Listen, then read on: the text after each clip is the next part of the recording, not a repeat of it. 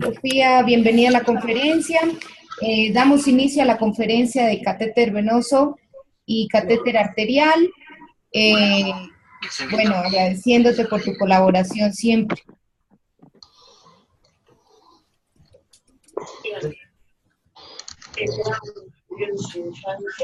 Adelante,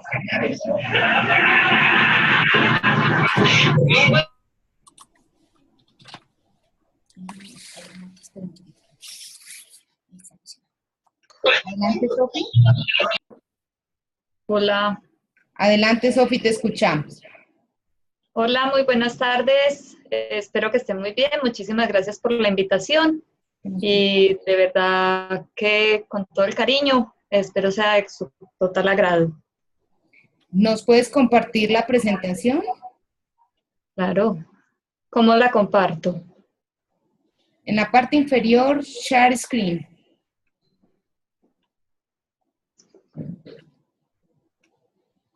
Hay una carpetica con una flecha. Y entonces... Ahí. Ya. Sí, mi Sofi. ¿Quedó lista? Sí, mija. Gracias. Ahí la puedes ampliar de pantalla, exacto. ¿Listo? Ahí está perfecto. Bueno, me dices cuando iniciamos. Sofi, bienvenida. Adelante, podemos iniciar. Bueno, el tema que vamos a tener hoy es lo que es monitoría invasiva. Recordando de monitoría invasiva viene de lo que es monitorizar, que es estar alerta. Viene del griego monir, que es avisar, estar frente a alarmas que nos mantienen alertas. ¿Qué hacemos nosotros con el monitoreo? El monitoreo es un control sistemático de todas las variables fisiológicas mesurables para la detección, el reconocimiento y la corrección temprana de alteraciones fisiológicas. Recordemos que nosotros somos un organismo vivo, que tenemos aparatos y sistemas que están en correcto funcionamiento, pero cuando hay una patología, obviamente estas pueden tener complicaciones y eso es lo que vamos a monitorizar. ¿Cuál es el objetivo de monitoreo? Es conocer de una forma objetiva y constante el estado hemodinámico del paciente, conociendo sus alteraciones fisiológicas y teniendo muy en claro las tendencias y las variables usadas que nos permitan tomar medidas anticipatorias continuas. ¿Para qué esto? Para poder dirigir una conducta y poder tener unos resultados en los cambios fisiológicos secundarios a las intervenciones realizadas. La monitorea nos sirve a nosotros para estar tranquilos en lo que estamos haciendo de un paciente, para determinar la probabilidad de supervivencia y pronóstico según las determinadas variables y tendencias de estas mismas. ¿Qué hacemos nosotros? Monitoreamos ¿cómo? Con una trazabilidad de unos indicadores que cambian con el tiempo. Observamos objetivamente, continua y registrando cada tendencia y anticipamos teniendo como base el análisis, la comprensión y actuando como enfermeros. ¿Qué tipos de monitoreo tenemos? Hay varios tipos. Unos son los que tenemos por los recursos utilizados, que son los clínicos, los mecánicos, o los eléctricos o los electromecánicos. También hay otro tipo de monitoreo según su tipo de intervención, que puede ser intermitente o continuo. Intermitente es cada determinado tiempo, continuo son las variables que estamos tomando segundo a segundo.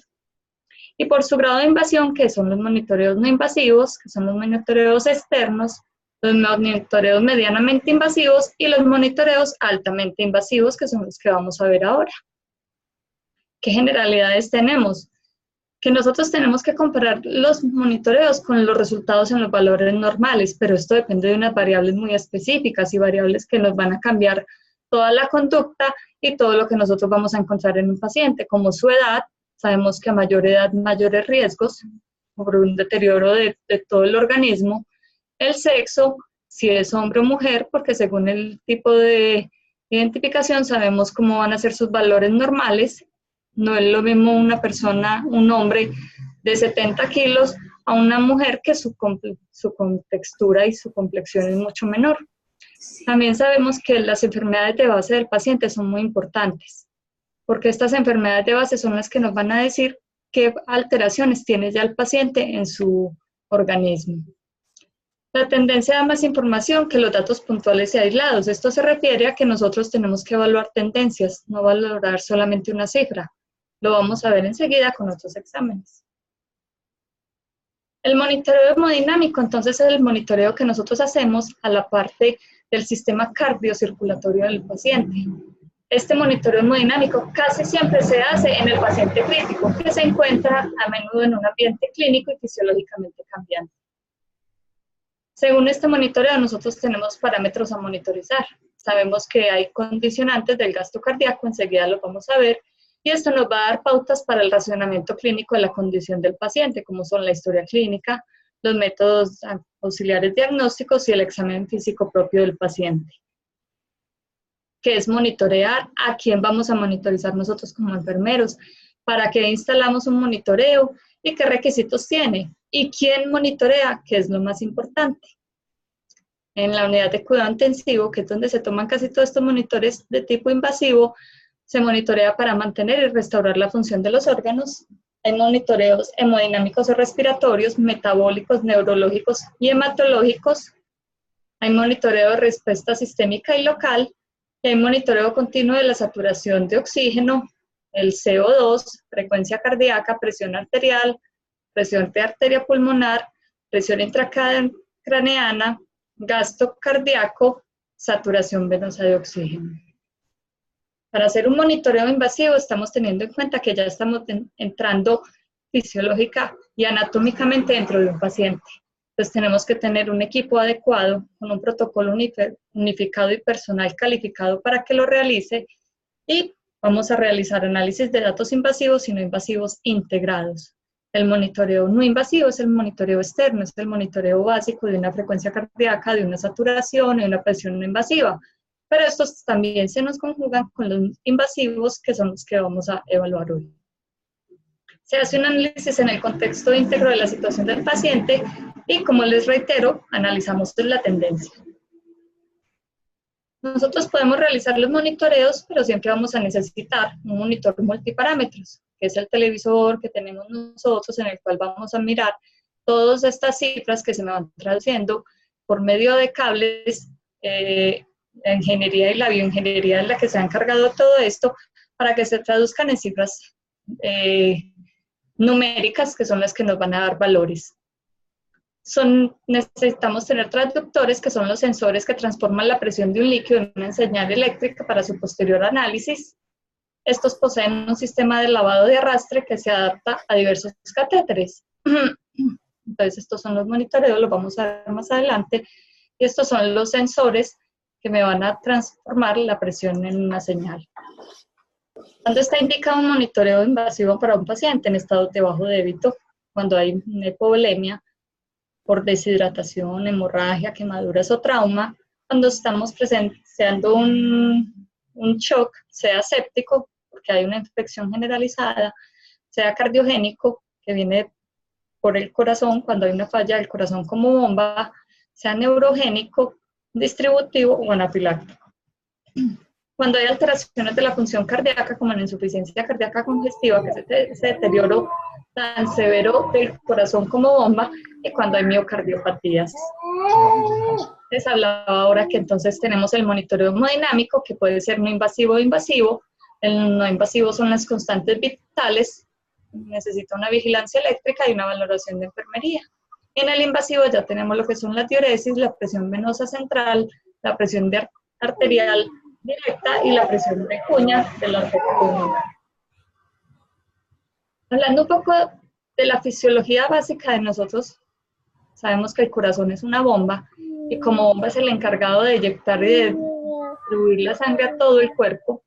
Entonces eso es lo que llamamos, el corazón cumple con la función del gasto cardíaco, más específicamente el ventrículo izquierdo.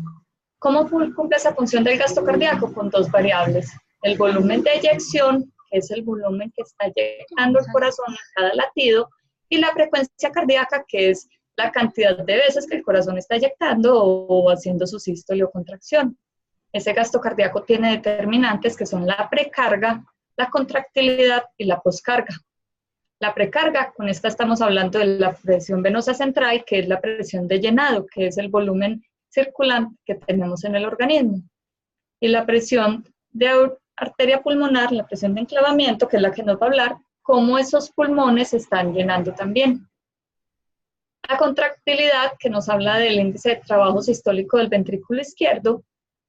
El ventrículo izquierdo es la bomba cardíaca del organismo, entonces él tiene un trabajo en la sístole que es la contracción, y su objetivo es sacar toda la sangre, eyectar toda esa sangre que está en el corazoncito, que nos entra por cada latido cardíaco, y llevarlo a la aorta para que genere la presión arterial. Y el índice de trabajo sistólico del ventrículo derecho, que también es un factor de la contractilidad. Ese ventrículo derecho no maneja la fuerza para llevar toda la sangre, porque simplemente el ventrículo derecho por anatomía nos está distribuyendo la sangre de la aurícula derecha hacia los pulmones. Entonces el ventrículo izquierdo trabaja con la circulación mayor y el ventrículo derecho trabaja con la circulación menor. Pero los dos, como son una banda única, obviamente tienen que funcionar adecuadamente. La poscarga es otro de los determinantes del gasto cardíaco y se me relaciona con la presión y las resistencias que debe vencer ese ventrículo para poder eyectar esa sangre. Entonces nos habla de dos variables dentro de este, que son las resistencias vasculares sistémicas y las resistencias vasculares pulmonares. Esas resistencias vasculares sistémicas, entonces recordemos que son las resistencias que tiene la aorta, y esa es la que se me traduce en hipertensión o en hipotensión arterial, y las resistencias vasculares pulmonares, que son periféricas, que son las que me hablan de lo que es el sistema venoso. En cuanto a la precarga, la fisiología es que recordemos entonces que la PVC nos está midiendo cómo se está llenando ese ventrículo derecho, que es un indicador de la volemia del paciente. Y el ventrículo izquierdo está íntimamente relacionado con la presión de cuña. La presión arterial, entonces, como medición, se está adecuando según el gasto cardíaco, las resistencias vasculares sistémicas. Hay variables hemodinámicas para nosotros decir cómo está un corazón y cómo están las resistencias. Entonces ya vimos la precarga, ya vimos la contractilidad, ya vimos la poscarga, ya vimos el gasto cardíaco, las resistencias vasculares periféricas y los volúmenes sistólicos de eyección y el índice sistólico de eyección. Esta diapositiva lo que nos está mostrando es que cuando nosotros estamos viendo un electrocardiograma, como lo vemos abajo, con sus ondas P, Q, R, S, T, que son las ondas, la P, que es la parte de la contracción auricular, la onda Q, que es una onda que no debe presenciarse solamente cuando hay necrosis, ya del tejido miocárdico, la onda R, que es la que me habla entonces de la parte de contracción de los ventrículos, la S ya nos habla de la relajación del ventrículo, y la onda T, que es la parte ya de llenado. Eso lo estamos viendo, entonces esas se me van a ir constatando con los otros valores que vamos a tener. La presión arterial, tenemos que la medición puede ser indirecta y la medición puede ser directa. Entonces, un método de monitorización no invasiva es la medición indirecta por medio del manguito, que es lo que nosotros conectamos para un paciente. Ya una presión invasiva, un monitoreo invasivo, disculpen, de la presión arterial, es la medición directa directamente y en el sitio donde es la arteria. ¿Qué debemos nosotros tener entonces para poder hacer un monitoreo? Debemos tener un domo, un equipo de venoclisis, un dispositivo de lavado, las llaves de 3 vías y la línea de presión. Lo vamos a ver acá. Entonces, ese monitoreo de presión arterial invasiva es una bolsa de solución salina con un infusor que está en la parte superior izquierda. Ese infusor lo que va a hacer es generar un gradiente y una presión suficiente para que la sangre, como es una línea arterial, no tenga retorno, sino que se mantenga al límite para que no vaya a superar la presión del paciente, la presión de la bolsa de la solución salina. Los transductores, que vemos un poco más abajo, esos transductores lo que están haciendo es, como nos explicábamos ahorita, por movimientos y por la generación de las presiones a nivel de la línea arterial, eso de presión que se genera va generando un cambio en la presión de unos haces internos que tiene, y por medio de líneas mecánicas se me transmiten a un monitor que lo que me hace es llevarlo en esos modos a unas cifras numéricas. Esta es la bolsa de presión donde el objetivo es mantener una presión mayor a 150, 200, hasta 300 milímetros de mercurio para que no haya un retorno de la sangre. Estos son los tipos de catéteres que hay, de líneas invasivas, con las cuales nosotros tenemos, según el laboratorio, según la disponibilidad que tengamos de monitores, vamos a conectar algunos de estos. Estos son el equipo de venoclisis, que se conecta al transductor de presión, y ya la parte distal que se conecta a la línea arterial del paciente. No tiene muy buena resolución, pero ahí vamos viendo cómo se va montando. El objetivo es purgar lentamente el circuito presionando o tirando del flujo, verificando la ausencia de burbujas de aire en todo el sistema, vigilando la correcta conexión en todas las partes del mismo. Como estamos manejando unas cifras tensionales y las cifras de presión arterial, sabemos que la presión arterial es alta. Es una presión arterial que en algún momento, si no está bien conectado a alguno de los catéteres, me puede alterar los marcadores o se me puede producir una salida de sangre. Para realizar el procedimiento de monitorización, entonces debemos conectar el catéter de transductor de presión, asegurándose de que no haya burbujas en el circuito, colocar el transductor a nivel de la aurícula derecha, la línea axilar media, seleccionar la etiqueta correspondiente y establecer el transductor a 0. ¿Cuándo está indicado entonces un monitoreo de presión arterial invasiva?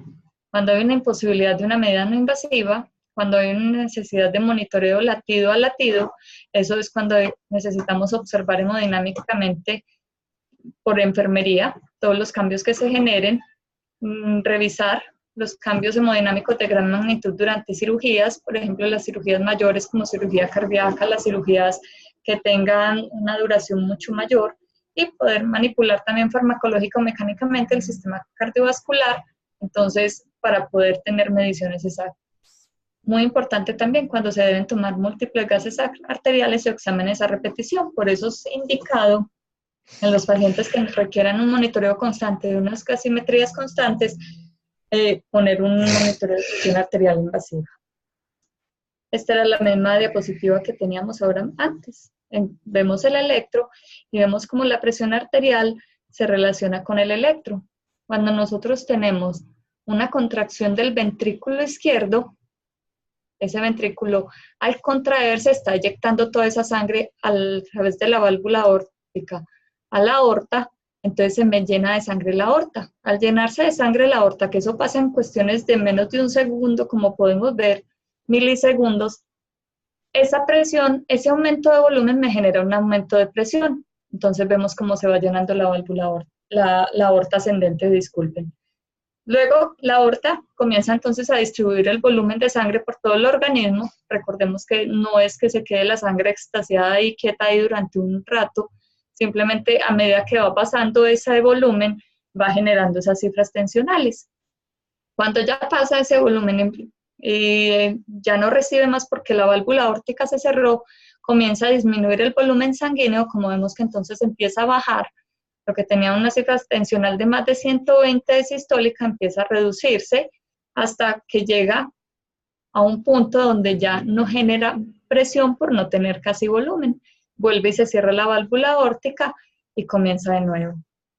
La presión arterial invasiva entonces se define como la fuerza que ejerce la sangre contra la pared de las arterias, y la medición se hace de forma directa utilizando el catéter intraarterial. Los sitios para uno realizar una toma de presión arterial invasiva y dejar un catéter son varios. Recordemos que nosotros en el organismo tenemos muchas arterias, tenemos generalmente circulación colateral, de modo que podemos tener una o dos arterias que nos sirven para monitorizar a nivel de la misma localización. Me estoy refiriendo específicamente a la arteria radial y la cubital. Recordemos que son dos arterias a nivel de la palma de la mano. El objetivo de nosotros es que es un organismo muy inteligente. Si nos falta una de estas, probablemente con la otra vamos a tener un flujo de oxígeno y de sangre suficiente para no generar isquemia. También podemos realizar un monitoreo de presión arterial invasiva a nivel de la arteria femoral, cualquiera de las dos, a nivel de las braquiales y las pedias. Existen, como en todos los organismos, variaciones en la morfología y en la anatomía, dependiendo de la arteria donde se canule. pero las variaciones no son muy específicas. Esa medición de presión arterial invasiva está indicada en aquellos casos cuando hay un compromiso del gasto cardíaco, la perfusión tisular o la volemia. Recordemos que el gasto cardíaco es el volumen que se eyecta del ventrículo izquierdo, y ese gasto cardíaco lo que hace es llevar sangre, y la sangre lo que hace es llevar oxígeno con nutrientes. Y lo más importante es el oxígeno, por eso hablamos de la perfusión tisular. Y la volemia es el volumen circundante que tenemos que tener nosotros, porque podemos tener buen oxígeno, pero resulta que no tenemos sangre ni tenemos líquido suficiente para llevar todo ese y suplir todas las necesidades de las partes más distales del organismo. Entonces son parámetros que hay que tener mucho cuidado con estos. Se necesita una precisión en el monitoreo de la presión arterial, porque nosotros cualquier momento vamos a tener un cambio, y el objetivo es mantener presiones arteriales específicas para el paciente, para la edad del paciente, para la patología que tenga. No es lo mismo el paciente anciano, no es lo mismo el paciente joven, no es lo mismo el paciente que está hipertenso y que hay que bajar, o el paciente que está hipotenso y hay que subir. No es lo mismo la presión de perfusión para un paciente que tenga edema cerebral o para un paciente que sea cardiovascular. En esto tenemos que tener en cuenta factores que son la presión arterial sistólica, la presión arterial diastólica, la presión arterial media y la presión de perfusión. La presión de perfusión es el valor y el parámetro más importante que nosotros tenemos en el organismo, porque es la presión que nos está generando la perfusión a nivel cerebral. Entonces, esa presión de perfusión se puede tomar como la presión arterial durante un ciclo cardíaco. La presión arterial media o presión de perfusión debe ser mayor de 60 milímetros de mercurio para garantizar la perfusión coronaria, cerebral y renal. Entonces vemos acá un electro con las curvas de presión arterial abajo. Miremos entonces como el QRS correspondiente con la curva de la arteria. Podemos evaluar entonces que con cada contracción a nivel del ventrículo izquierdo, donde vamos a tener una apertura de la válvula aórtica, un llenado de la aorta, y posteriormente entonces tenemos también un vaciamiento de la aorta con un punto de inflexión dicrótico, o lo que llamamos la muesca dicrótica, que es el que está en la parte inferior a la derecha, donde esa muesca dicrótica es la que nos habla cuando la válvula aórtica vuelve y se cierra. Entonces ya disminuyó la presión a nivel de la aorta y el ventrículo se está llenando nuevamente para proceder luego a la otra eyección o la otra sístole. La línea arterial ya vimos que entonces nos permite monitorización continua y también una obtención de muestras de sangre arterial repetidas sin recurrir a múltiples punciones. Las arterias a elección son la radial, por lo fácil que es.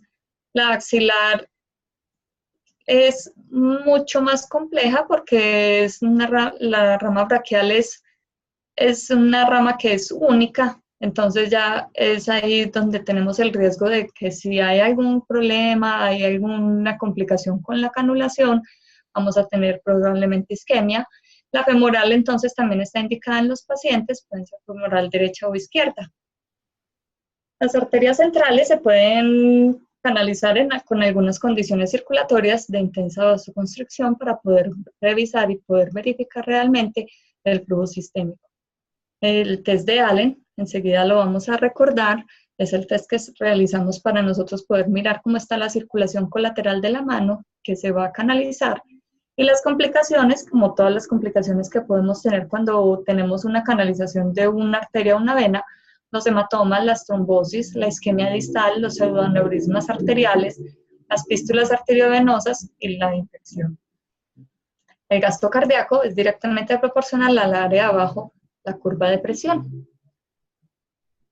De los parámetros de la presión intraarterial sabemos que la arteria radial y la cubital entonces nos están irrigando la mano, permite entonces la visualización de ondas esa presión intraarterial. Es mucho más precisa, de 2 a 8 milímetros de mercurio, más que la presión que nos da la arteria del manguito, adicional porque la del manguito es operador dependiente o también monitor dependiente, y la femoral es de 5 a 10 milímetros de mercurio, mayor que la braquial. Entonces, si nosotros tenemos un paciente que está en un bajo gasto, que tenemos una disminución de la presión arterial sabemos que va a ser mucho más constitutiva y de mayor vigorosidad la arteria femoral. Estos son los catéteres, los dispositivos que se colocan, y sobre la línea que está en negrita, con ese punto, hablamos del eje flebostático del corazón. El eje flebostático es el punto cero del corazón, entonces estamos hablando que los transductores deben quedar a ese nivel para nosotros decir que estos transductores están alineados con el eje del cuerpo. Si los ponemos más arriba o más abajo, esto nos van a dar mediciones erróneas y las conductas se pueden cambiar. Hay que entonces tener mucha precaución con este tipo de monitoreo. ¿Qué complicaciones podemos entonces tener? Las habíamos hablado ahorita un poquito, la trombosis de la extremidad. Si nosotros estamos cateterizando una arteria, que es la que lleva el flujo sanguíneo, probablemente si tenemos algún problema, si estamos tapando el lumen completo de la arteria o tenemos un coágulo, se nos va a trombosar si no hay una circulación colateral adecuada. La infección, como todo riesgo que tenemos en los sitios de acceso, donde rompemos la barrera natural del organismo, la hemorragia, principalmente por desconexión del sistema de transductores, se dan muchísimas hemorragias y puede ser uno de los riesgos, como les explicaba ahorita, si no quedan muy bien conectadas las líneas, porque la sangre va saliendo y se va desangrando un paciente y siempre va a haber ese riesgo. Los hematomas, porque estamos canalizando una línea arterial y puede haber una falsa luz o se puede formar un pseudoneurisma. El test de Allen, como dijimos que lo íbamos a revisar, se valora la circulación colateral. Si el resultado del test se encuentra entre los 7 y 10 segundos, la circulación colateral es adecuada. La técnica entonces es en el dedo meñique y con el dedo cubital. Sabemos que entonces vamos a tener las dos arterias, colocamos la palma de la mano del paciente hacia arriba, comprimimos con los dedos índices y medios simultáneamente las arterias radiales y cubitales y así obstruimos el flujo sanguíneo. Esto es para mirar que las dos arterias estén funcionantes.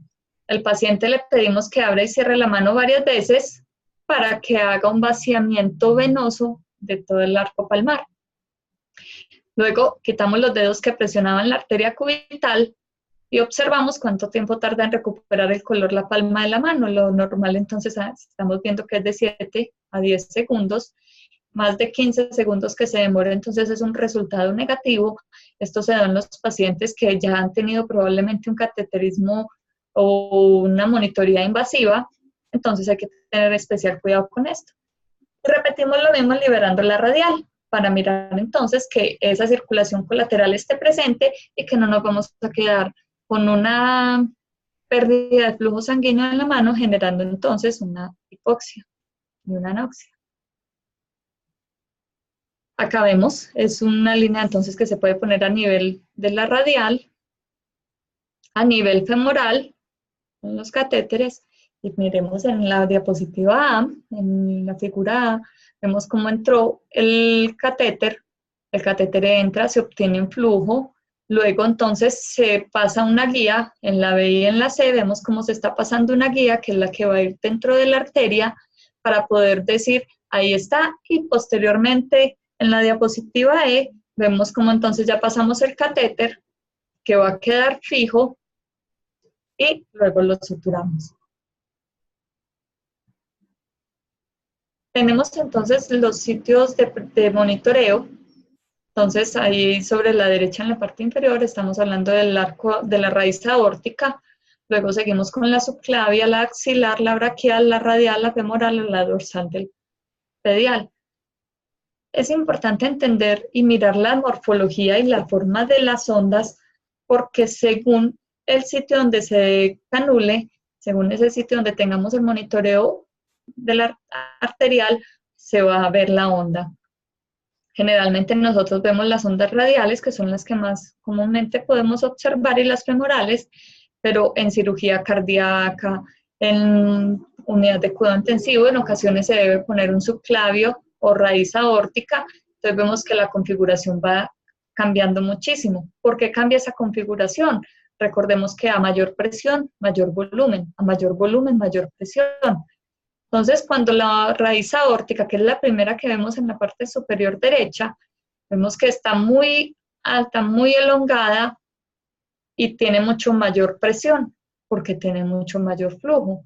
Vemos la diferencia con la radial, que es una onda que está mucho más elevada, pero que cae rápidamente y que genera una pérdida de volumen. Eso es porque ya cuando va a los brazos, la sangre se distribuye mucho más rápido y no hay tanto volumen y tanta presión como a nivel de la raíz aórtica.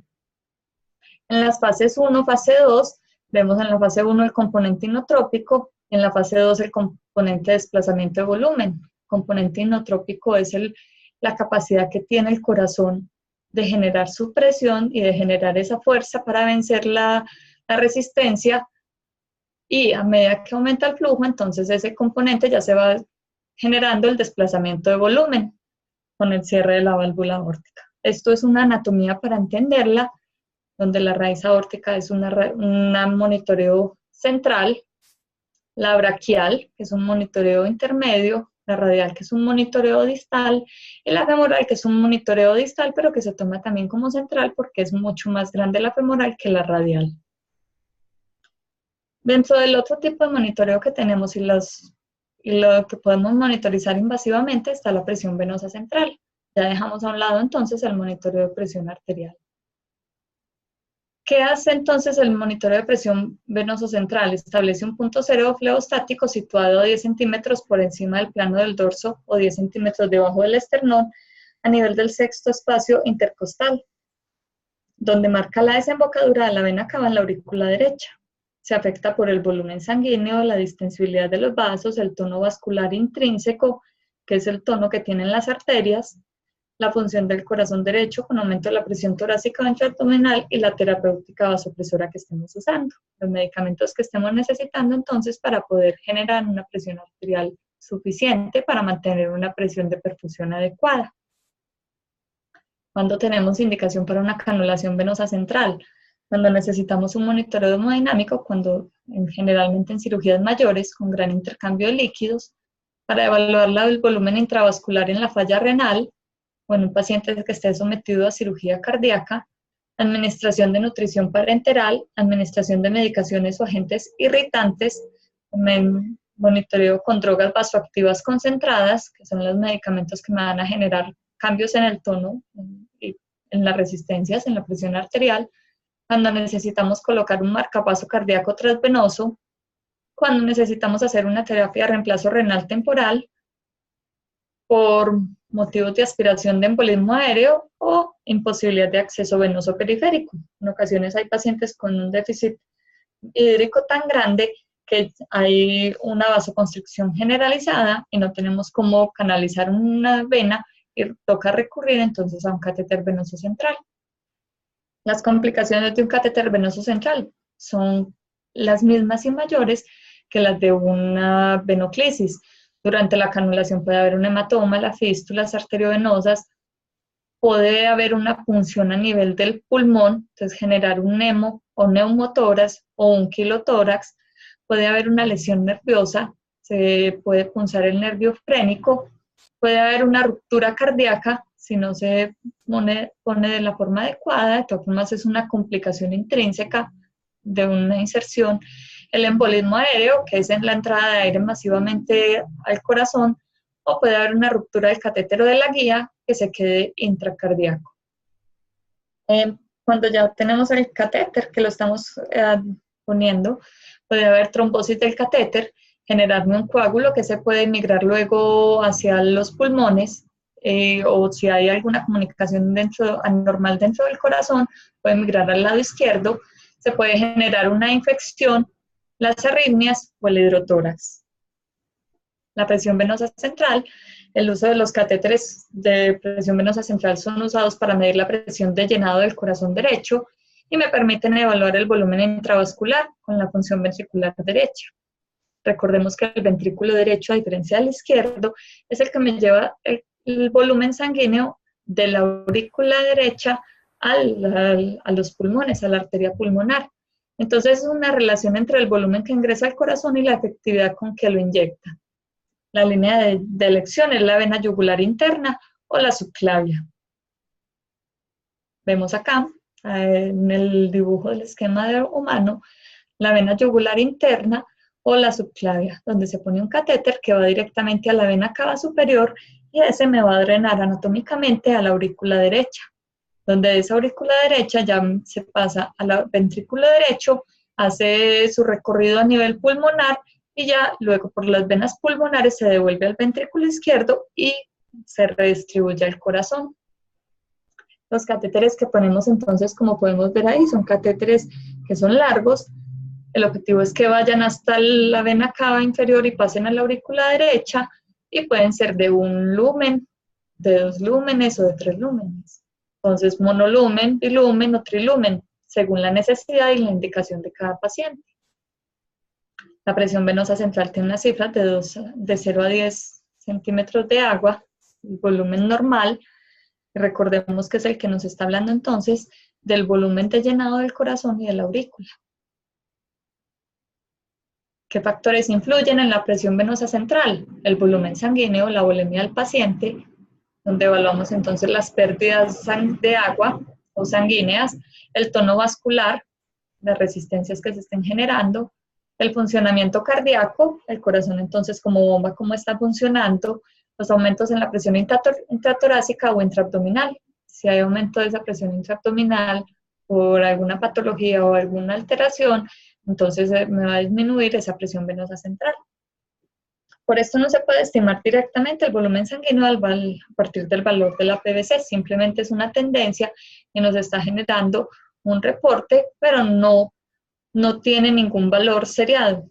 Puede guiar una reposición de líquidos y evaluar un impacto de una terapia. El valor normal de la presión venosa central es de 6 a 12 milímetros de mercurio. La PVC mayor a 12 milímetros de mercurio, poco probable que aumente el gasto cardíaco. Cuando esa PVC es mayor a 20 milímetros de mercurio y una función ventricular insuficiente, entonces el gasto cardíaco se va a ver disminuido. Incluso una presión más alta puede ser necesaria para mantener una presión arterial. Entonces la presión venosa central, aportamos volumen, administramos drogas, administramos alimentación parenteral, podemos hacer hemodiálisis, podemos insertar catéteres monovolumen o bilumen o trilumen, y también hay catéteres para monitoreo de gasto cardíaco como el Swan-Ganz o marcapasos endocavitarios. Ya vemos que las vías de elección son las yugulares, las subclavias, y en su defecto, cuando no es posible, y mucho más en los niños pequeños, en los neonatos, las venas femorales. Las complicaciones, las punciones, que no sea una punción venosa sino arterial, entonces hay que hacer su debida hemostasia, formación de hematomas. El riesgo muy grande de un hematoma en el cuello es la obstrucción de la vía aérea por desplazamiento de la tráquea, el neumotórax, que es la complicación más frecuente, que va a requerir entonces probablemente de una sonda tórax. El abordaje izquierdo de la vena yugular interna y la subclavia puede lesionar el conducto torácico produciendo un quilotórax. Disculpen. La infección del catéter es frecuente cuando no se respeta la técnica estéril. Recordemos que es un catéter que está en su lumen proximal directamente llegando a la aurícula derecha. El más mínimo bicho, el más mínimo contacto con una sustancia, con un agente patógeno, va a producir inmediatamente una respuesta inflamatoria y un absceso a nivel del corazón. Entonces el catéter venoso central, llegando pues como a la parte ya explicativa, es el catéter que ponemos a nivel de las venas subclavia o la yugular interna, que nos va a llegar a la aurícula. Pero para ese catéter entonces es necesario poner una guía mucho más larga y tener especial cuidado. Dentro de lo que se puede poner en ese catéter es el cateterismo de la arteria pulmonar para evaluar las presiones pulmonares del organismo. Es un catéter flotante con un valor inflable que lleva el catéter por el lado derecho del corazón hacia las arterias pulmonares. El catéter de arteria pulmonar o catéter de Swan-Ganz fue inventado e ideado por el doctor William Ganz y el doctor Swan. Es un catéter que se entra por la vía venosa central y va a llegar directamente a las pulmonares para evaluar esa función pulmonar, cómo está. Permite analizar el perfil hemodinámico de un paciente y caracterizar su etiología, la etiología de su hipotensión y su hipoperfusión. Lo vamos a ver un poco más. Es necesario entonces, es un catéter que tiene un balón. Debemos revisar la permeabilidad de los lúmenes distales y proximales. Se debe colocar llave de 3 vías en cada lumen para evitar pérdidas masivas de sangre y poder conectar soluciones. La solución quedará conectada al lumen distal y vamos a ver acá. Proporciona datos de funcionalidad cardíaca como gasto cardíaco, pre y postcarga, contractilidad y de oxigenación tisular como aporte y consumo de oxígeno. En el organismo todos somos dependientes de oxígeno. Entonces, ¿cómo estamos aportando? Y esa relación entre el aporte y la demanda es el que nos da la función celular. Permite entonces la visualización de ondas de presión, que la vamos a ver un poco más adelante. Ese catéter, entonces, si vemos el número 1, entra por la vena cava superior a la aurícula derecha, pasa a la válvula tricuspidea, luego se lleva al ventrículo derecho, que es el número 2, donde miremos que las presiones del ventrículo derecho son más altas, porque el ventrículo ejerce una fuerza mucho mayor que la de la aurícula. Posteriormente se va por la válvula pulmonar hacia la arteria pulmonar, que está marcada con el número 3, donde esa arteria pulmonar, la presión es un poco más baja que el ventrículo, pero no tan baja como en la aurícula derecha, es aproximadamente 20-22 milímetros de mercurio. La del ventrículo derecho, la de la arteria pulmonar, es una presión que no supera los 20 milímetros de mercurio. Y cuando se enclava en la arteria pulmonar, la rama, la número 4, esa presión debe disminuir porque sabemos que entonces ya se va una parte del volumen a la pulmonar derecha y la otra a la pulmonar izquierda, pero necesitamos medir cómo está esa presión intrapulmonar. Describimos el catéter de Swan-Ganz o catéter de arteria pulmonar como un catéter entonces de varias vías o lúmenes, donde una vía es la que se va a conectar al termistor, que es el que nos va a generar esos cambios a nivel de las cifras y es el que se nos va a traducir en unas cifras realmente numéricas. Tenemos otra que es la luz para inflar el balón, donde el balón es un orificio distal y es el que vamos a inflar para poder hacer las mediciones. Y tenemos dos luces, una proximal y una distal, que son las que van a llegar a una aurícula directamente distal y la otra al orificio después del balón. Es un catéter de poliuretano con 110 centímetros de largo, es un catéter muy largo, bien enrollado. Para ponerlo no se debe desenrollar porque pierde su memoria y es mucho más difícil entonces que dé la vuelta a nivel del corazón y el manejo estéril de este es mucho más complejo. Con un diámetro externo de 7 o 7.5 French, de 2 a 4 canales, con un balón de látex de 1.5 centímetros cúbicos, que es el que se llena de aire para poder revisar la presión de enclavamiento, y con un transductor que registra cambios de temperatura a 4 centímetros de su extremo, donde hacemos el cálculo del gasto cardíaco por la hemodilución. Vemos acá. Entonces el conector termistor, que es el rojo, es el que nos va a generar y nos va a hacer la medición según el cambio de temperatura. Los lúmenes proximales y distales, hay otros que tienen un lumen adicional para infusiones de medicamentos, inotrópicos o vasoactivos. Está el lumen que va a tener la jeringa balón y miremos en la parte distal está el baloncito que es el que se infla y se desinfla. Ese balón, el objetivo es inflarlo para poder medir la presión arterial, la presión de cuña pulmonar, disculpen, pero no se debe mantener inflado porque sabemos que si generamos un inflamiento dentro de la arteria, dentro de esa rama, me va a generar una hipoxia porque no va a pasar flujo sanguíneo durante un tiempo. Las marcaciones, el catéter viene marcado, una rayita son 10 centímetros y cada rayita va aumentando 10 centímetros. 10, 20, 30, 40, 50, 60 centímetros tiene para uno poderse guiar y para el médico poderse guiar. Nos decían que entonces lo primero era probar el balón para medir la técnica de cateterización. El balón se infla porque por defectos de fábrica puede salir roto o por un defecto de manipulación se puede romper también. para evaluar condiciones. Ese balón debe inflarse con 1.5 centímetros y miremos que la jeringa ya la tiene preinstalada, donde no es necesario retirarla para evitar la contaminación. Entonces es un catéter venoso central porque estamos canalizando una vena central y tiene entonces un catéter de Swan-Ganz que es el amarillo. Ese catéter de Swan-Ganz se recubre también, se pone un plástico. El objetivo de ese plástico es que el catéter se pueda movilizar sin estar contaminado. Recordemos que va directamente al corazón. Cuando ponemos un catéter de Swan-Ganz para medir la presión arterial de cuña, la presión arterial pulmonar, debemos hacer un control radiográfico para evaluar la correcta ubicación del catéter.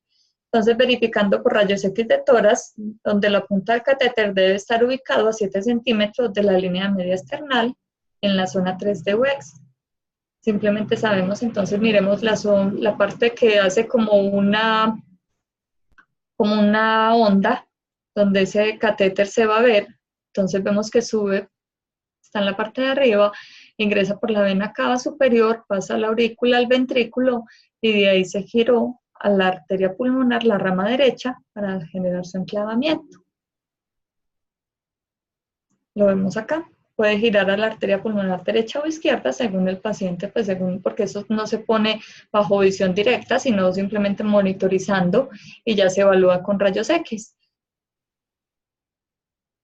Vemos entonces la presión en la aurícula, como veíamos ahorita, luego cuando pasa a ventrículo, ¿qué pasa? Y cómo se generan esas presiones de 20 a 30 milímetros de mercurio al ventrículo derecho, es una cifra mucho menor que la del ventrículo izquierdo. La presión de cuña, que es la presión que vamos a tener de enclavamiento, y la presión de arteria pulmonar, que es una presión que nos va a mostrar la onda de las pulmonares, cómo están, ese flujo sanguíneo pulmonar. Lo vemos acá nuevamente, mucho más ilustrado, donde va recorriendo primero entre aurícula derecha, luego ventrículo derecho, luego recorre el tracto a la arteria pulmonar y se va a una de sus ramas, donde se encuña. ¿Cómo hacemos entonces la medición del gasto cardíaco? Esta medición del gasto cardíaco se hace por termodilución. La termodilución es el cambio en la temperatura. Entonces es muy bonito porque es por medio de una solución fría que se inyecta de forma aséptica o estéril, estamos llevando ese paciente a que esa sangre se enfríe un momento y cuánto tiempo se demora en llegar la sangre nuevamente al corazón cuando vuelve y se hace ese cambio de temperatura al llegar por cada latido. Eso tiene unas variables y unas constantes donde me va a hacer los cálculos propios, pero eso me va a hablar del gasto cardíaco del paciente. ¿Cómo medimos nosotros el gasto cardíaco? Entonces, con el catéter de arteria pulmonar, que es el más utilizado, pero como es un catéter tan invasivo, ahora también estamos teniendo unos catéteres que son invasivos, pero no tan traumáticos, ni que puedan causar tanta iatrogenia, que es el riesgo de producir un mayor eventos adversos de lo que beneficiaría a un paciente. El catéter, la termodilución transpulmonar por un monitoreo pico, también se puede hacer dilución con litio por otro monitoreo que se llama LITCO. Se puede hacer análisis de contorno de pulso que puede ser calibrado con el pico o con el pulso CO-LITCO, el flow track o el sistema Vigileo, y podemos también medir la saturación venosa central y mixta.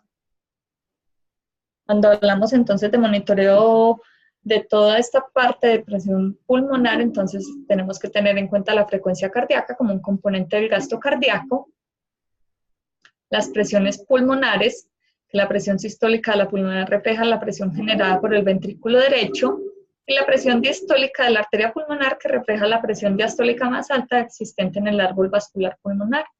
Las presiones en la aurícula de derecha, que se pueden obtener con las presiones de llenado del ventrículo derecho en milímetros de mercurio, como la medición de la PVC, entonces estamos hablando específicamente de esta, y esa cifra proporciona información acerca de la función del ventrículo derecho.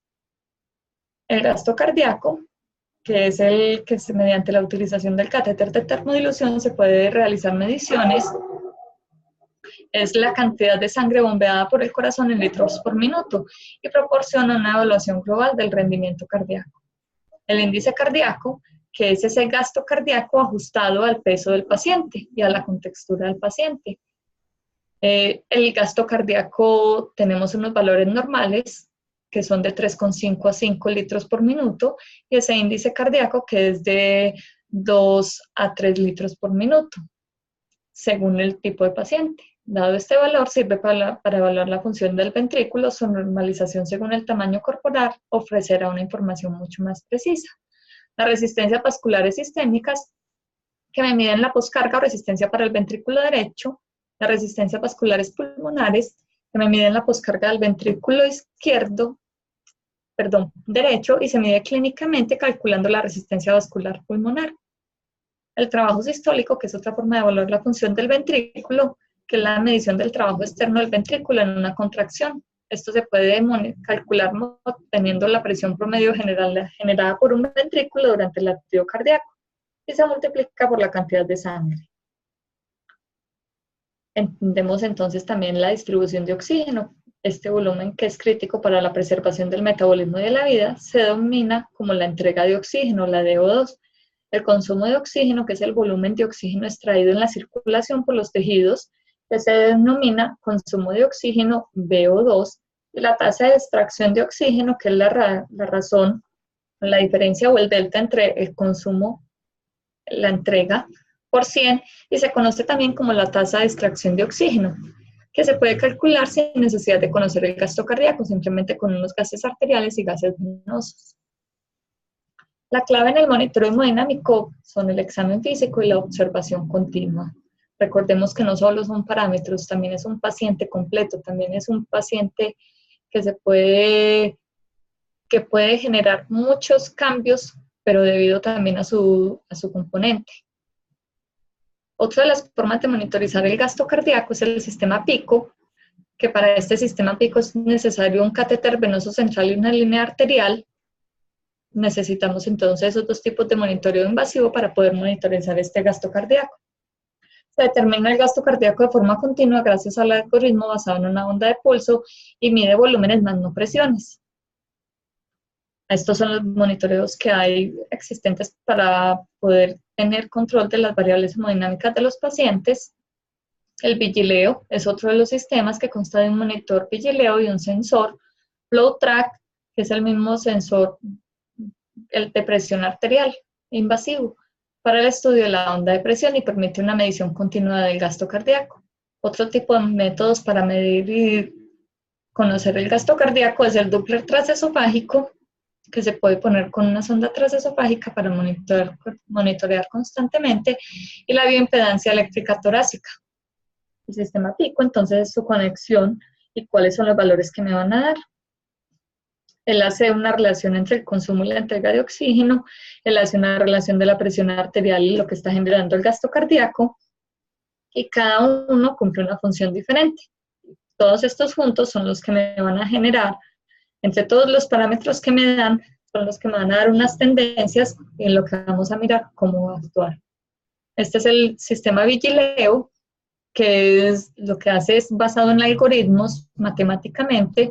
Entonces empieza a tomar esas cifras numéricas que está generando, las presiones y las tendencias, y me va a empezar a hacer unas fórmulas donde me va a decir qué es lo que se necesita. Entonces, si necesito volumen, si necesito presión, si necesito inotrópico, donde si hay el volumen, el algoritmo de volumen, por ejemplo, que me está diciendo si el volumen, la respuesta al volumen es mayor del 13%, sí, entonces necesitamos cambios en el volumen, aumentar la PVC. Si no, entonces miramos si está normal el volumen, entonces se necesita aumentar la presión, generar un aumento de las cifras tensionales con vasopresores. Si está bajo, entonces necesitamos inotropismo, y si está alto, necesitamos diuréticos. Este es el Doppler esofágico, que es un transductor de Doppler esofágico donde el flujo se sitúa en la aorta descendente, lo revisa, pero va a nivel esofágico, simplemente por las ondas y la variación, la impedancia que me produce se evalúa la función ventricular. Es operador dependiente, determina continuamente el gasto cardíaco, el ritmo, la precarga, la contractilidad y la poscarga, y elimina el flujo a las coronarias y el cerebro porque no lo evalúa. Cuando medimos entonces el cateterismo en la arteria pulmonar, cuando lo estamos evaluando, entonces obtenemos cifras de presiones. Recordemos que nosotros trabajamos con esas cifras para poder tener unas variables y poder evaluar cómo está el corazón. La presión en la aurícula derecha es de -1 a 7 milímetros de mercurio, vemos que es una presión baja. La presión de la arteria pulmonar sistólica es de 15 a 25 milímetros de mercurio.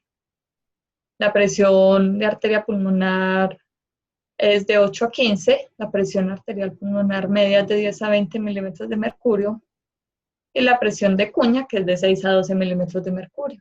Todos estos valores son necesarios cuando vamos a hacer las mediciones, pero lo más importante es que se adecúen al paciente. No aprendernoslo solo de memoria, sino que cada paciente requiere unas cifras propias. Esto ya lo hemos visto ahorita, simplemente es para rectificar. Recordemos entonces las presiones auriculares son menores que las ventriculares a nivel derecho y a nivel de la arteria pulmonar y de las ramas. Ya les había hablado entonces de la revisión de los conceptos hemodinámicos, la saturación venosa de oxígeno, que refleja globalmente la oxigenación tisular. Entonces, cuando tenemos una saturación de oxígeno menor del 50%, o sea, menor de 0.5, necesitamos tratamiento urgente porque el paciente está en un estado de hipoxia. Cuando es de 0.8 podría indicar una adecuada utilización de oxígeno, y cuando es mayor de 0.9 al 90% usualmente es errónea. Estamos hablando de una saturación arterial. Con el control de infecciones, entonces es necesario mantener, según los protocolos de las instituciones, un cuidado muy estricto de estas vías de inserción, porque tenemos un riesgo del deterioro de la integridad cutánea como diagnóstico de enfermería que se relaciona con la presencia de catéter venoso central y su manipulación. Las instituciones manejan sus propios parámetros y según su vigilancia epidemiológica y según lo que han observado y cómo han tratado, entonces conviene mantener el catéter por menos de 72 horas, cambiar los sistemas cada 48 horas, curar la zona de inserción cada 24 horas, según si tenemos o no muchísimo riesgo, manipular el catéter lo menos posible, utilizar técnicas asépticas para el manejo del mismo y detectar precozmente los signos de infección. Que no nos quede duda que es un catéter, el catéter venoso central está directamente relacionado con el corazón y esto nos va a producir muchísimos errores y muchísimos eventos adversos a nivel cardíaco. Lo más importante es precaución, esta máquina no es un cerebro, podemos utilizar el de nosotros. Y esto es que las cifras no son las únicas, las condiciones del paciente son las que nos hablan y por eso hablamos de tendencias.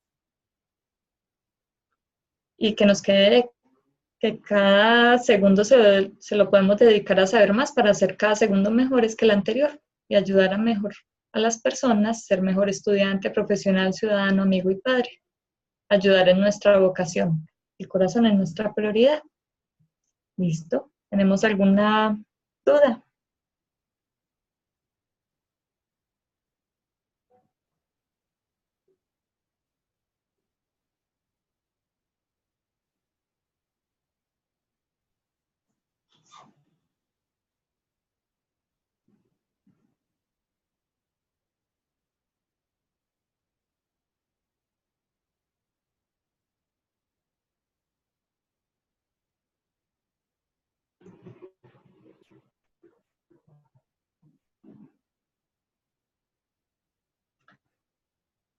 Con las dudas que tenemos, estamos leyendo entonces acá. Vamos a comenzar entonces porque está larguito. El gasto cardíaco. Entonces, el gasto cardíaco ya sabemos que es el volumen latido por frecuencia cardíaca. Las fórmulas las tiene directamente los monitores, pero nosotros la podemos sacar manualmente.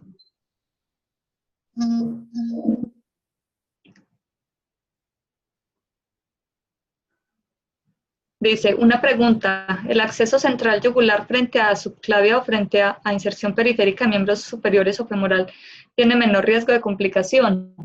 Tiene menor riesgo de complicación en la parte que no llega directamente al corazón porque está situado a nivel de las venas femorales, pero los riesgos como embolismo, como la parte de hematomas son muchísimo mayores, y las fístulas. Recordemos que anatómicamente la arteria y la vena femoral pasan juntas, pasan en trígono la vena, arteria y nervio. Entonces podemos canalizar una vena a través del, punzando la femoral, pero la complicación a nivel cardíaco es menor si se hace un cateterismo a nivel periférico.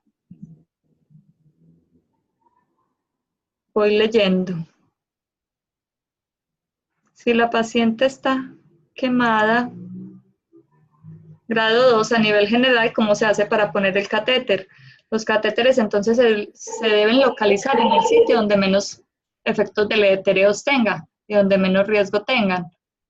El objetivo en estos pacientes es siempre colocar un catéter central para poder reponer volumen muy rápidamente. Lo de la pregunta de cuánto tiempo es recomendado el cambio de catéter venoso central, lo vimos que según los protocolos de las instituciones, pero que lo normal es aproximadamente 72 horas. Sofi. Hola, ¿me están escuchando? Sí, la escuchamos muy bien. Si quieres, te ayudo un poquito con las preguntas. Sí.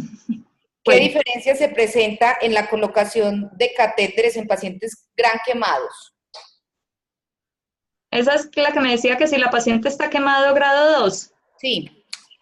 Bueno, los catéteres, el objetivo es, como es ahí reponer volumen, está indicado ponerlo central, pero si es por la quemadura o el sitio de quemadura es muy difícil, entonces ya es periférico.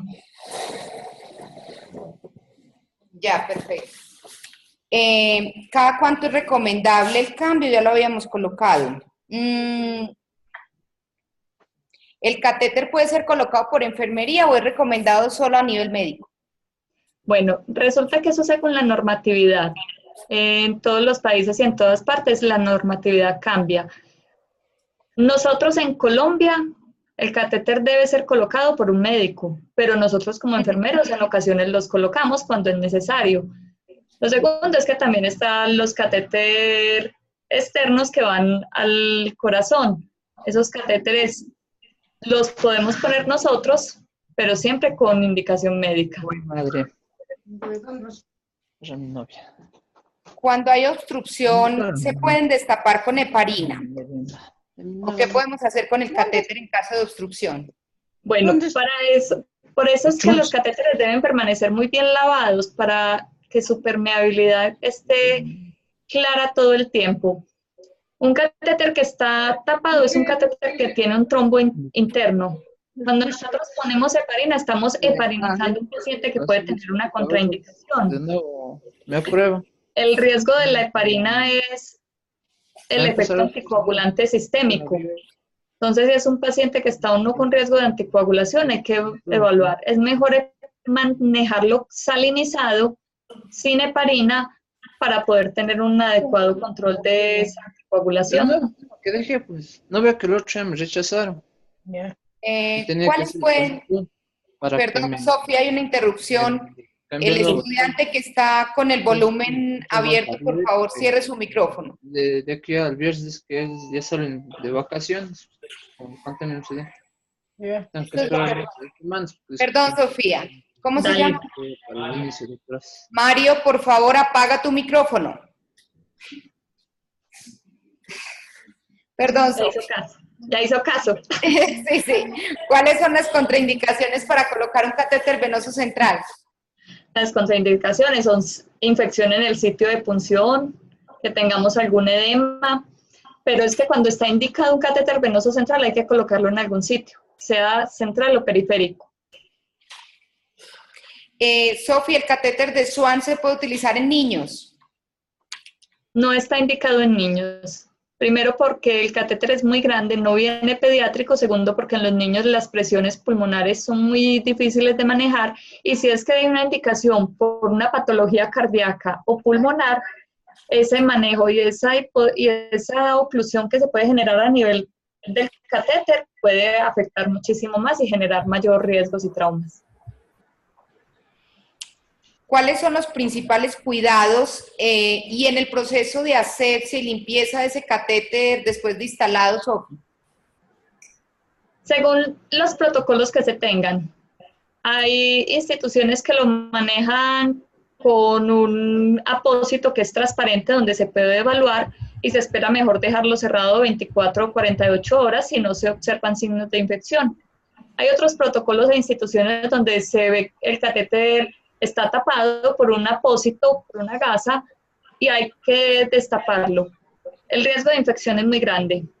Y si no se maneja con la técnica aséptica completa, tenemos una potencial entrada de un organismo que va a ser patógeno para el cuerpo. Siempre que lo manipulemos para infundir alguna dilución o hemodiderivado, debemos hacerlo con técnica aséptica. La técnica aséptica en el manejo de los catéteres debe ser, lo que no necesitamos es guante estéril. Los guantes estériles son para la inserción y para las curaciones, pero para el manejo del catéter siempre con guantes y con técnica aséptica, limpiando y salinizando los puertos y las vías. ¿Por líneas arteriales se pueden infundir algún tipo de medicamento o dilución? Y si se coloca, ¿cuál es la complicación? Bueno, si no se debe.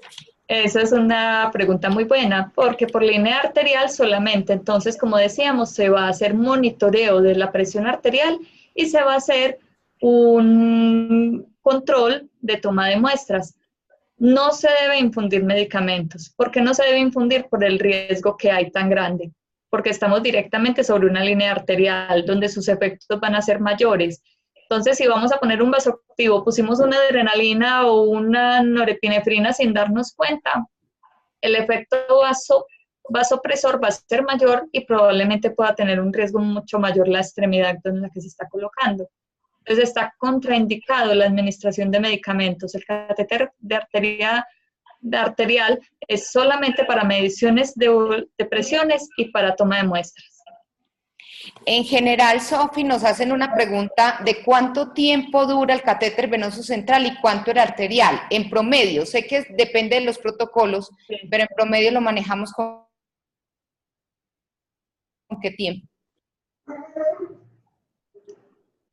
Es el promedio para realizar cambio.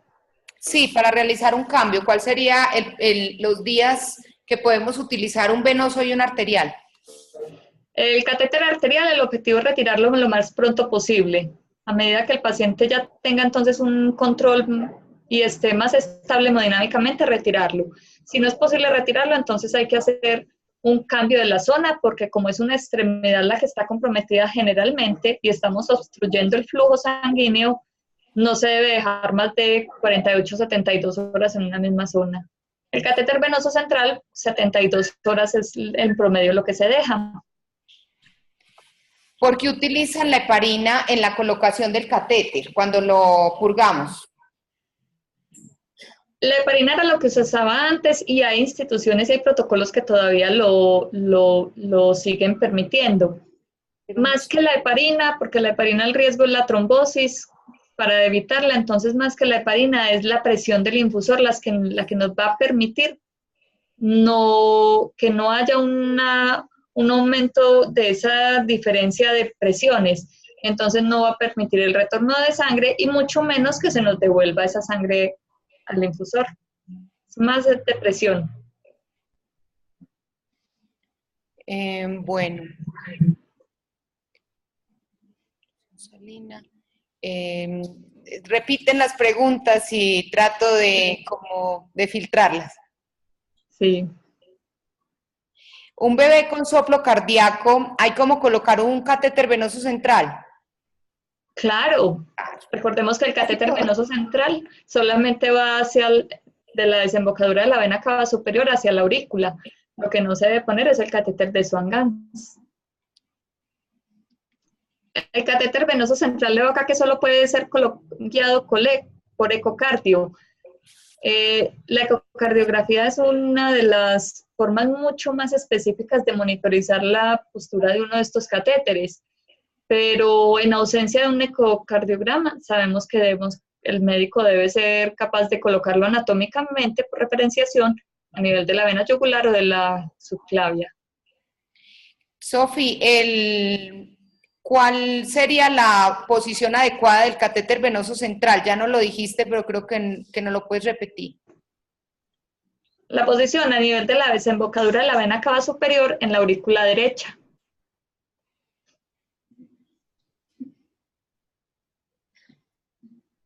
Está recomendado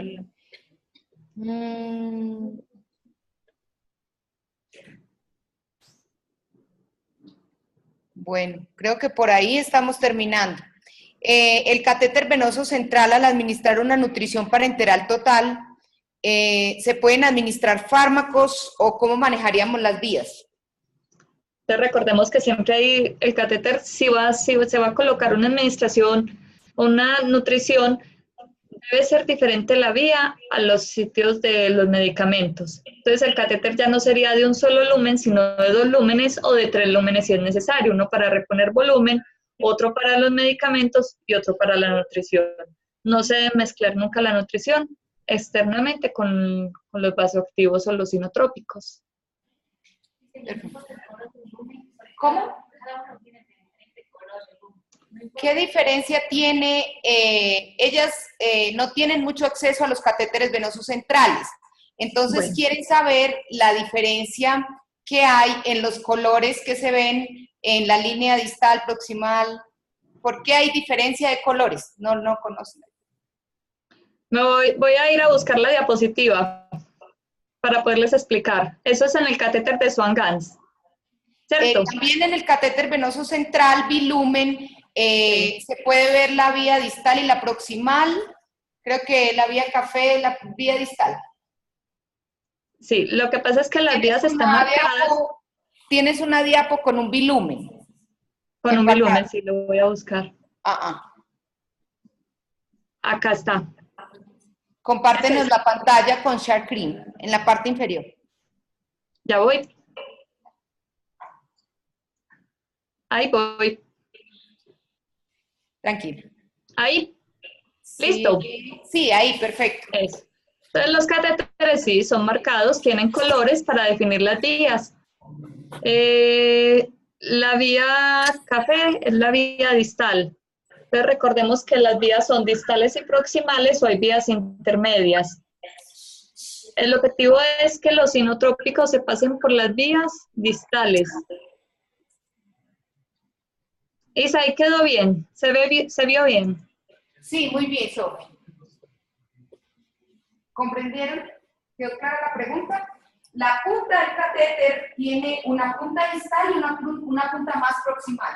Entonces, en la punta proximal es la café y siempre infundimos lo que necesitamos que ingrese en lo más proximal, de tal forma que no se mezcle con lo otro que estemos infundiendo. Esa es la diferencia de las líneas. Ustedes ven la punta del catéter tiene diferentes entradas, salidas, distal y proximal. ¿Listo, Sofi? Bueno, hay otra que estoy leyendo. Ya. ¿Se puede volver a colocar un catéter central en caso de haber sido extraído accidentalmente de manera inmediata o se debe esperar un tiempo? Si usted extrajo un catéter, usted ya debe volver a canalizar un catéter, entonces debe volver a poner una aguja, poner un introductor, volver a pasar el catéter y todo con técnica séptica.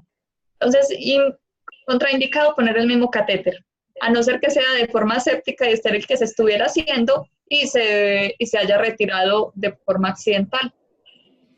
Yo les había contestado que sí se podía colocar de inmediato, que buscaran ojalá otro sitio de inserción y adicional a eso que evalúen bien si es necesario colocarlo, teniendo en cuenta que los catéteres venosos centrales, pues si ya no es necesario y es posible manejarlo ya sin este catéter, pues bueno, se retiró, traten de dejarlo, pero si ya es necesario, coloquen nomás al mismo tiempo. El mismo catéter solamente si pues bajo técnica séptica. Al mismo tiempo, no el mismo catéter. Exacto. Sí, correcto. Chicos, ¿alguna otra pregunta en este laboratorio? ¿Preguntas, dudas?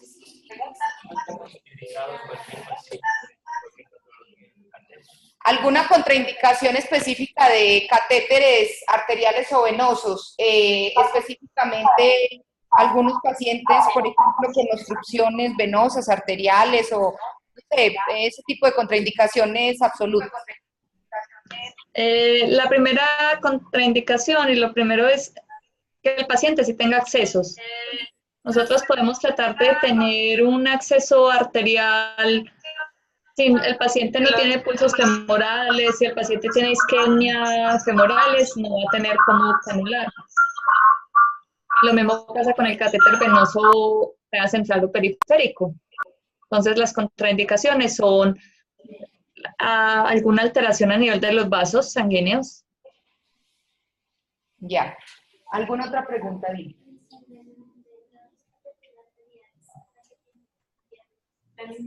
La línea arterial, ¿cada cuánto se cambia? ¿El catéter o la línea? La línea, el catéter arterial. El objetivo es dejarlo el menos tiempo posible, repito, por condiciones y evaluación del paciente, pero de 48 a 72 horas. A mayor, es el riesgo de infección es muchísimo mayor, a mayor tiempo. El catéter puede durar incluso varios días. El problema es que el catéter, por su lumen y su estructura, generalmente se nos daña. Entonces, como se coloca mucho en pliegues, generalmente es necesario el cambio porque la línea empieza a fallar. Entonces, falla porque se daña el catéter, hace un quiebre y al hacer ese quiebre se daña. Y se daña la estructura y por consiguiente es necesario el cambio si necesitamos otra vez catéter venoso, catéter arterial. Y si no, se retira y se deja sin catéter. Pero es mucho el daño del catéter, porque no es tan flexible como el venoso y no es tan grueso. Es más delgado y es mucho más rígido. Entonces se quiebra nomás y al quebrarse se daña la línea que necesitamos.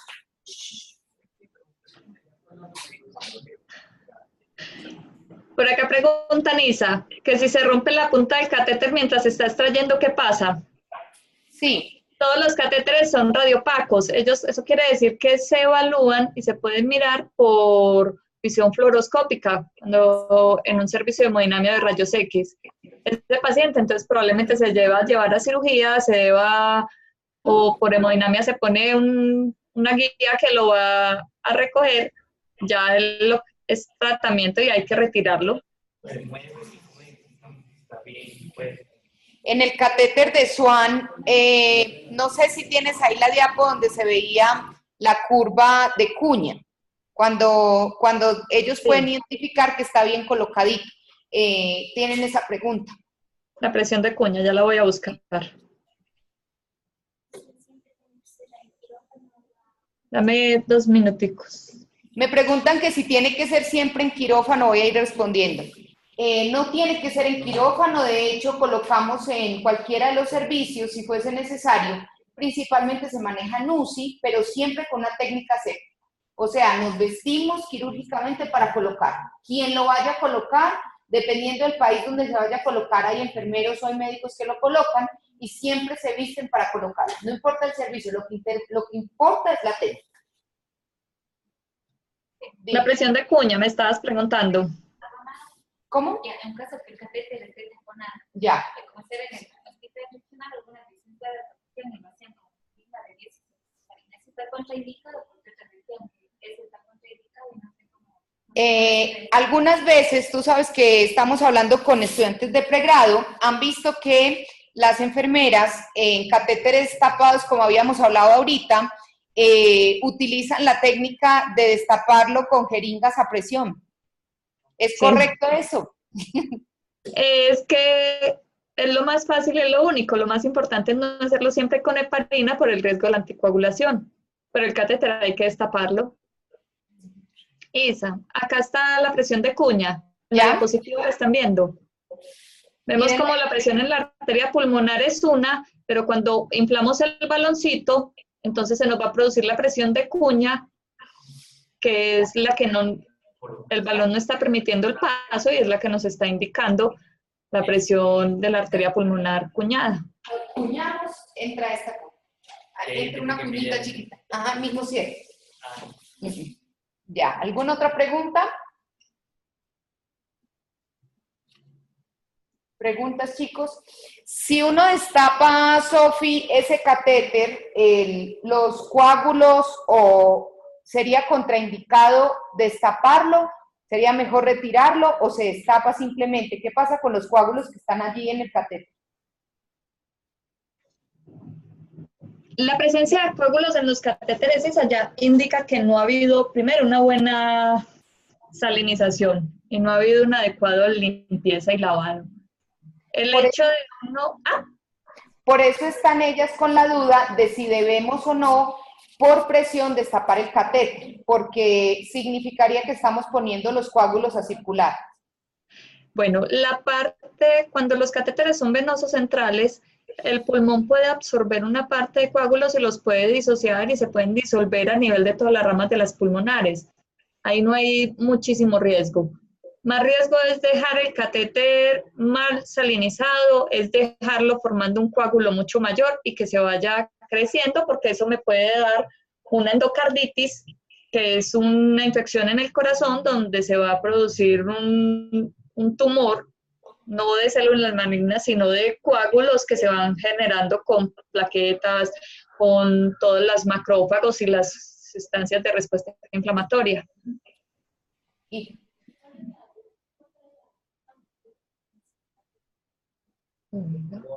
Máximo 7. Ya hemos hablado mucho del tema. Lisa, dime. Acá me preguntan qué tan cierto es que la línea arterial debe estar a nivel del corazón. Recuerden que habíamos hablado del eje flebostático cardíaco para que las mediciones sean adecuadas. Entonces no es que la mano tenga que estar en el corazón, sino que el transductor tiene que estar a nivel del eje flebostático, que es el espacio, el sexto espacio, la línea media clavicular.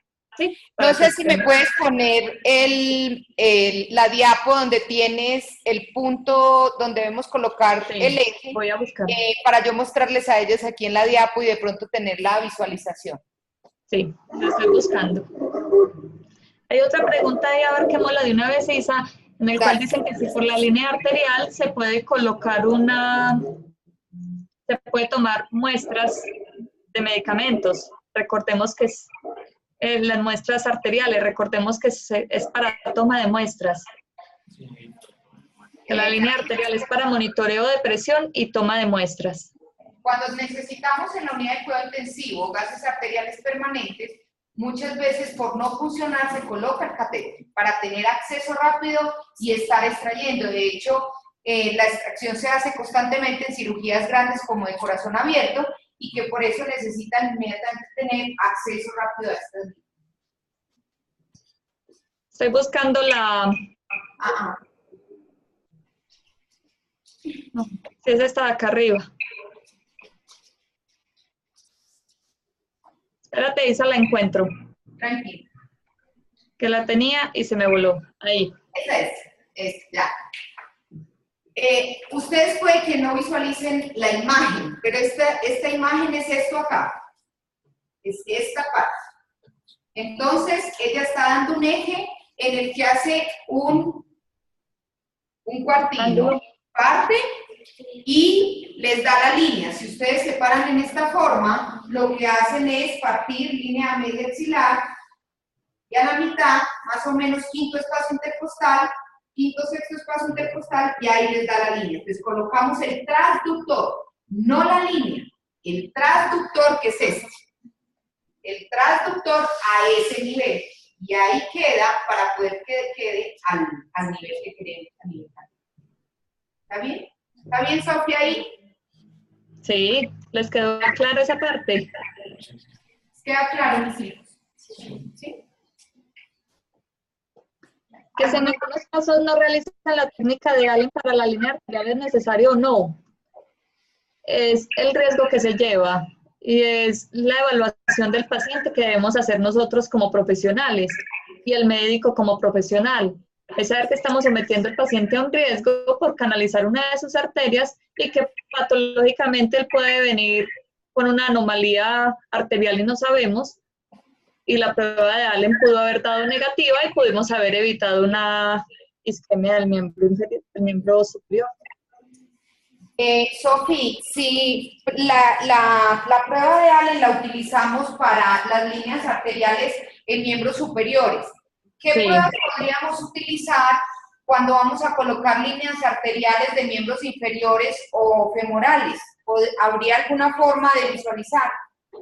No, en esa lo único es evaluar los pulsos pedios y poplíteos para mirar si la presión realmente es parecida o similar a la presión femoral y si hay pulsos, que es lo más importante. Uno puede tomar presión arterial pedia, poplitea y evaluar con la presión arterial del braquial de modo no invasivo, pero no hay una forma como medir, a no ser que sea un Doppler. Ya. ¿Cuáles son los riesgos de catéteres venosos centrales en personas con cáncer y diabetes? El catéter venoso central con cáncer no hay problema, a no ser que el cáncer o el tumor esté obstruyendo uno de los sitios de entrada de la vena cava superior, que hay patologías y hay tumores que producen esto. Cuando hay este tipo de tumores, está contraindicado un catéter venoso central a nivel de la vena cava superior, porque vamos a tener una obstrucción. De resto, no. Con la diabetes, el problema de la diabetes, y sabemos que es el riesgo que tienen, la microcirculación. Entonces, al fallar la microcirculación, probablemente las colaterales estén fallando y también estemos presentando anomalías, pero no hay ninguna contraindicación respecto a estos.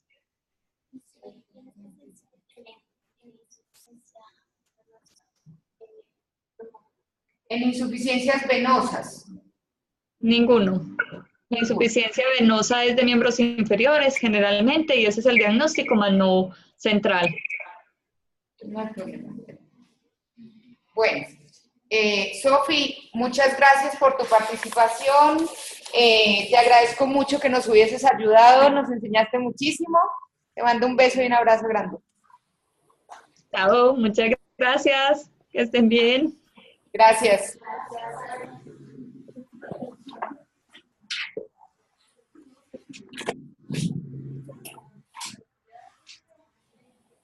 Listo.